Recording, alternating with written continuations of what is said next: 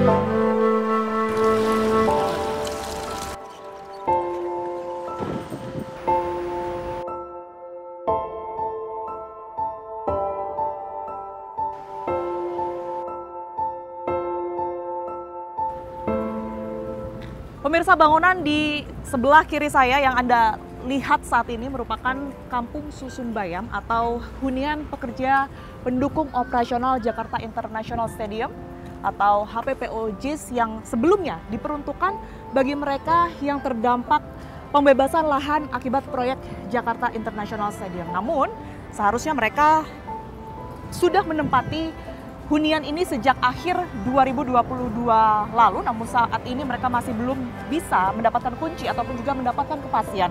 Bahkan akhir 2023 lalu sebanyak kurang lebih 40 hingga 50 kakak memaksa untuk masuk dan tinggal di dalam tanpa air dan juga tanpa listrik. Saya akan masuk ke dalam untuk mencari tahu bagaimana kondisi mereka. Kita temukan faktanya. Saya sudah janjian dengan salah satu warga ya. Mereka ada di lantai 2, kita coba naik. Oke, ini nampaknya adalah air yang mereka tampung ya.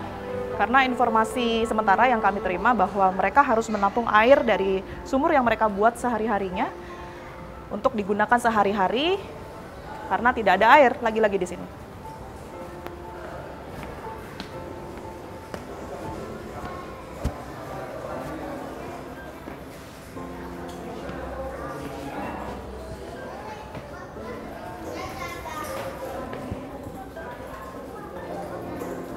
Assalamualaikum, Pak Furkon. Izin Pak Furkon, Tiara dari Fakta TV One yang tadi menghubungi Pak Furkon. Ini lagi pada ngumpul ya, semuanya kalau ngumpul di sini ya Pak? Ya, memang ini tempat kita kumpul, diskusi apa gitu. Saya boleh dengar ceritanya Pak Furkon ya, sekaligus mungkin sedikit cerita-cerita dan lihat ruangan, boleh Pak Furkon? Boleh. Ini kita lewat ke sana dulu ya? Nggak apa-apa, pakai aja. Oh nggak apa. Ini siapa? Jadi yang ada di tower ini berapa banyak Pak? Ini yang sekarang kan 40 kakak. 40 kakak yang ada di sini ya? Dari total kalau nggak salah kan? 50. Tapi kalau yang di Kampung Bayam ini 640 ya? Atau? Emang kita kelompok tani yang memang mengikuti pelatihan. Jadi ada kelompok yang memang mengikuti binaan. Artinya kita selama sepanjang pembangunan ini kita dilatih kan gitu. Oke, jadi yang ikut pelatihan itu 50. Iya, 50 kakak dan yang ada di sini semuanya. Iya. Oke, karena saya sempat baca-baca juga kalau ternyata jumlah kakaknya ini lumayan banyak juga, 640 gitu ya. Ya, itu kan di zonasi luar ada pendatang dan sebagainya. Kalau kami memang, saya pribadi aja dari kecil dan dewasa sampai punya istri, anak lahir pun di sini kan. Sini, ya? Nah ini hasil Jack Pro ini kan ada nomor unitnya ya kan. Ini sebelum peresmian. Ini edaran apa ini? Ini SK-nya. SK-nya. SK-nya ini nomor unitnya sudah ada. Oke. Ya. Dan peruntukannya untuk siapa-siapanya sudah jelas juga sudah jelas ada. Ini jelas. Di sebelahnya juga ditempel KTP dari Pak Furkon ini. Iya. Artinya Pak Fukron ini sebelumnya memang sudah diperuntukkan untuk tinggal di unit nomor 5 ini ya Pak Iya. ya? A2 005 dan ini emang nggak ada yang apa ketinggal. Proposal kita yang diterima oleh gubernur sebelumnya dari dak sampai ruangan, kamar dan semuanya itu memang gambar dari kita. Cuma disempurnakan oleh konsultan atau arsitek lah ya kan gitu. Kita cuma hanya keinginan kita gitu masyarakat, sehingga ruangannya apa dan kebunnya juga ada. Ini nggak ada yang ketinggal. Cuma bedanya dulu kita kan mintanya rumah deret. Nah, dikabulkannya ini ya, karena kalau kita rumah deret semua, kata gubernur bilang ya kalian kan harus nafkahnya harus ada perkebunannya kan begitu. Lihat di dalam ya. Boleh. Permisi ya Pak bertanya. Iya, iya. Ini berarti satu unitnya 2 kamar ya Pak ya? Iya, 2 kamar, kamar mandi ya ini kayak begini. Nah ini nanti kan kita atur sendiri ya kan. Jadi keinginan tangganya bagaimana ya itu kan masing-masing yang ini gitu. Ini udah disiapkan semua, udah mau bikin gudang atau mau bikin kamar lagi. Ini nggak ada yang tinggal. Ya? Tapi yang saya dengar memang listrik, air nggak Ya. ada semua di sini kan? Iya, saluran apa tokennya sudah ada, saluran ledeng pipa airnya sudah ada. Sebelum kita masih tidak percaya pulang ke rumah ini tanggal 13 Maret 24 jam nyala seperti biasa. Sebelum apa itu? Sebelum kita aksi tanggal 13 Oke. Maret. Nah, itu kan? semuanya masih ada, masih nyala. Air Masih masih nyala. bisa digunakan. Pas begitu tanggal 13 Maret ke sini kita mau sholat maghrib ya musola dikunci, air matiin semua. Ya udah.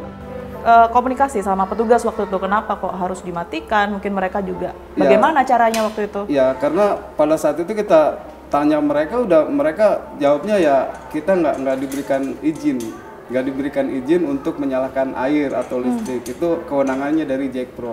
Ya kita ada patungan diesel Patungan genset. ya genset bahan bakar kita patungan ya kan gitu. Ya supaya yang penting kita mikirnya bagaimana anak-anak bisa belajar ngerjain PR kalau udah batas kemampuannya bensinnya habis gitu jam 12 atau jam 1 mati ya udah ya tidur ini ya kan. Nyalanya biasanya jam berapa itu genset? Ya tergantung dari nanti datang kumpul semua kolektifan. Ya kita datang semua urunannya cukup bisa dapat 10 liter, 8 liter ya udah kita beli ya nyala genset gitu. Mandi, aktivitas sehari-hari gimana Pak kalau tanpa air? Ya kita bagaimana ya Mbak? Satu ini kan hak dasar. Sekarang kita 24 jam jangankan kita cerita tentang buang air kecil, buang air besar, itu kan semua orang pasti 24 jam hak dasar. Kalau nggak ada air bagaimana? Ya perasaannya bagaimana lah gitu ya kan. Jadi memang warga ini berusaha sendiri untuk air ini? Iya, kita gali sumur. Gali sumur di mana Pak? Di bawah di sana di ujung dekat penyemayan penyemayan perkebunan kan ada penyemayan perkebunan, nah kita gali di sana. Saya dengar juga ada beberapa intimidasi ya karena di media sosial kan sudah cukup ramai Pak isu Kampung Susun Bayam ini. Intimidasinya dalam bentuk apa? Ya kalau kita mau kita laporin sih sebenarnya bisa, cuman kita harus juga kasihan juga security itu juga bekerja sama kedudukannya sama kayak kita gitu. Waktu dulu itu kan kita nadangin air di keran yang ada di taman-taman gitu Mbak. Ya. Nah namanya ibu-ibu kalau nadangin air, kalau airnya ditumpahin otomatis marah dong, capek-capek ya kan. Jadi air yang sudah susah-susah Ditumpahin. diambil sama ibu-ibu itu Iya, ditendang sama... ditumpahin. Akhirnya frontal kan ibu-ibu, kenapa kan gitu, kita juga butuh air kan ngotot gitu. Nah, kalau kita mau laporin kan bisa aja, cuma karena kita prinsipnya ya mereka juga korban perintah. Nah berbicara mengenai mungkin Jakpro atau Pemprov sendiri, seberapa sering mereka lihat kondisi warga di Kampung Susun Bayam ini? Ya untuk nemuin kita aja begini Mbak, kita 6 bulan di pelataran di bawah. Di bawah itu ya seharusnya mereka Jakpro ini kan stadion internasional loh, harusnya malu. Tapi sempat ya datang ke warga? Nggak ada, sama sekali nggak ada, baik PJ gubernurnya pun ini nggak ada. Bahkan kita buat surat untuk audiensi, baru kemarin aja kita di wali kota, dioper ke wali kota, itu pun ya nggak ada titik temu, ya kan, cuma aja kita menjawab dari Seko, kan pelaporan itunya polisinya udah cabut kan, ya kita nggak tahu, ya kan gitu. Kukuh mereka itu harus kami keluar dari sini, pindah ke Nagrak yang lebih baik, yang jelas ini kan yang sudah lebih baik. Kita sudah memberikan proposal ini sudah jadi, kan bukan mimpi namanya, udah terjadi, pembangunannya ini selesai, diresmikan, ya kan, terus kebunnya ada, tinggal kita berjalan. Jadi belum ada sama sekali perwakilan baik itu Jakpro maupun dari Pemprov sendiri. Sama sekali belum ada. Setidaknya mendengar aspirasi pendapat dari warga belum ada. Belum ada, Mbak. Belum sama sekali untuk jumpain kita. Dulu kita harus Pak Iwan Takun sebelum jadi dirut nggak begini. Tapi kan dulu waktu pada saat ada perjanjian biaya sewa, mereka pasti menemui warga kan Pak? Dialog bersama. Nah ini gimana ceritanya? Jadi sampai pada akhirnya saat ini masih belum ada kejelasan gitu ya dari warga. Iya. Padahal kan sebelumnya sudah paling tidak sudah ada pembicaraan mengenai biaya sewa pastinya kan? udah jelas. Jadi bahwasannya hasil dari musyawarah mufakat dialog terbuka itu Jakpro telah mengutarakan dari yang harusnya kontribusi selama masa transisi 6 bulan Jakpro itu harusnya warga itu kontribusinya 1.800.000. Tapi Jakpro sudah berupaya memangkas menjadi 750. Ya kami pada saat itu saya sebagai ketua kelompok yang menawar 600. Oke, dibuatkanlah draft itu di tanggal 28. 600 itu artinya sudah disepakati juga oleh pihak Disepakatin Jakpro. kan saya teriak kemana 600 kan sama warga. Iya, disitulah buat draft bersama-sama. Draft itulah yang seharusnya diterima pada kami pada tanggal 1 Januari berikut kuncinya. Kalau awal peresmian kan simbolis doang Mbak kuncinya. Ya kalau tak mau jadi begini mah ya udah simbolisnya saya kantongin aja deh sama warga, nggak usah dibalikin lagi kan. Kita nggak tahu mau kayak begini ya kan gitu. Nah dari mosi tidak percaya itulah kami berharap draft yang sudah dibuat itu yang disepakati pengen tahu kan ada peraturan tentang pengelolaannya warga seperti apa, bayar apa dan sebagainya kan dituangkan di situ di tanda tangani di atas materai kan selesai udah gitu. Nah artinya kita meminta kejelasan gitu, dialog lah begitu. Pak Furkon dan juga warga sini seharusnya sudah masuk dan terima kunci tanggal 1 Januari 2023. 23. Apa yang terjadi di tanggal 1 tuh Pak? Nggak ada apa-apa begitu Nggak saja ada. atau ada pemberitahuan? Nggak ada sama sekali. Akhirnya kami menggantungkan nasib derita kami itu kepada Dewan Perwakilan Rakyat. Bahkan sampai tanggal 16 Oktober itu 2023 itu dari DPRD mengundang PJ Gubernur dan ASN-nya. Lagi-lagi kami mendapatkan kekecewaan hanya dihadiri oleh direktur utamanya, yaitu Pak Iwan Takun. Nah lagi-lagi kita mendapatkan kekecewaan Pak Iwan Takun bercerita mundur lagi. Artinya birokrasi yang telah kita lalui yang sudah selesai diceritakan lagi. Dia bilang baru selesai diperiksa oleh BPK dalam 1 minggu ini. Akhirnya moderator dari Kampung Bayam bertanya, bisa dipastikan 1 minggu kah? 2 minggu ke atau sebulan? Pak Iwan Takun sendiri menjawab 1 bulan ini. 1 bulan setelahnya nggak ada pemberitahuan apapun? Nggak ada. Tiba-tiba dia ada di media begini begitu kayak angin, nggak tahu lah ya kan, nggak jelas kan. Oke, jadi dari tanggal 1 Januari 2023 sampai pada akhirnya Oktober tersebut, warga tinggal di mana Pak?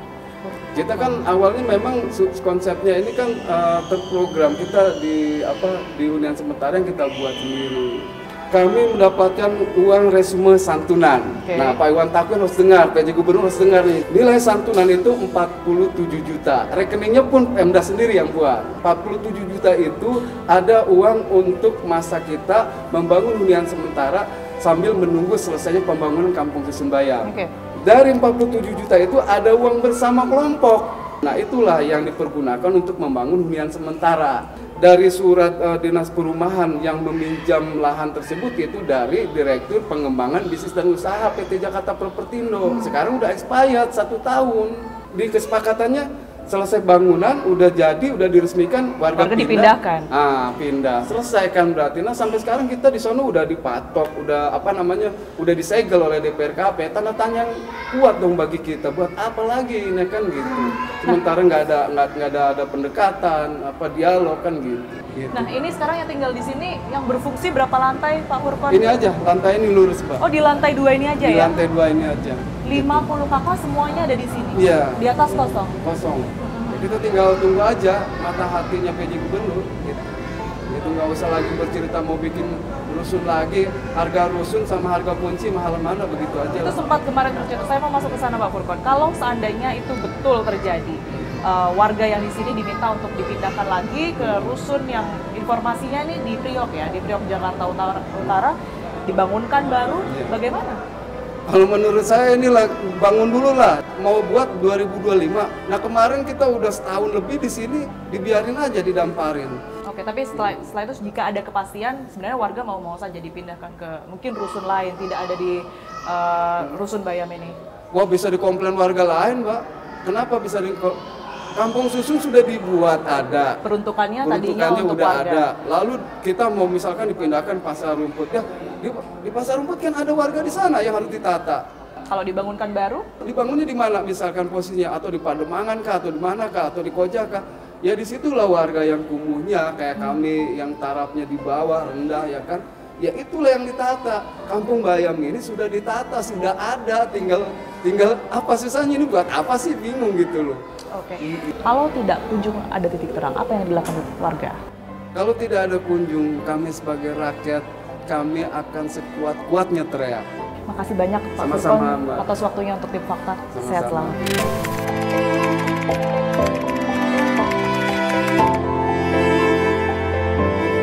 Kita udah capek, udah lelah, udah capek, kehilangan pekerjaan, kehilangan mata pencarian, pertanian juga hancur kayak gini. Untuk bahkan sehari-hari saya perekonomian juga kurang. Karena suami saya kehilangan kerjaan, anak-anak juga mata kerjaannya udah pada keluar semua karena belain yang di sini. Bentar-bentar ada ini, bentar-bentar selalu tuh PC nyari selak melulu. Gimana caranya bisa ngusik warganya di sini?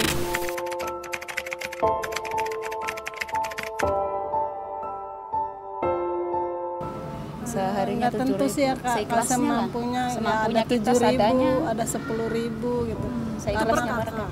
Iya, per kakak. Karena kan kalau semisal kita dapatnya 100 sampai 150 berarti kan Sampai bisa pagi. sampai pagi. Kalau Kalau dapatnya sedapatnya sedikit ada ya. 80, ada 90 ya mungkin jam 2 udah mati. Jam 2 gitu sampai ya. pagi. Itu aja. Nyalakan jam 9, jam 2 atau jam 3 udah mati kalau sampai dapat uangnya sedikit gitu.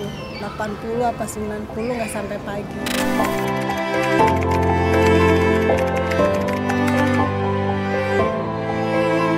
Tetap saya nggak mau keluar, mau dibikin rumah rusun baru juga saya nggak mau tetap di sini karena saya udah ngerasa itu hak milik kita karena nomor SK, nomor unit semuanya udah lengkap, surat-surat udah lengkap. Cuman aku minta PJ-nya suruh ngasih turunin kunci doang, jangan bilang mau dibikin rumah baru. Ini kan udah khusus untuk Kampung Bayam dari sebelumnya dibangun, sesudahnya dibangun. Cuman tetap saya mau bertahan di sini, jangan sampai dibikin ibaratnya hak milik orang lain gitu. Memang saya nggak terima pada tetap mau di sini, mau disingkirin mau kayak apa tetap kita mau tetap tinggal di sini. Saya cuman intinya minta kunci doang. Mau sampai kapan kita begini terus? Amang tega ngeliat rakyatnya susah beginiin terus. Anak gak sekolah 2 minggu karena gak pegang duit. Pemerintah tahu apa? Kita manusia dipindahin taruh di Rusunaga yang jauhnya jaraknya sekolah itu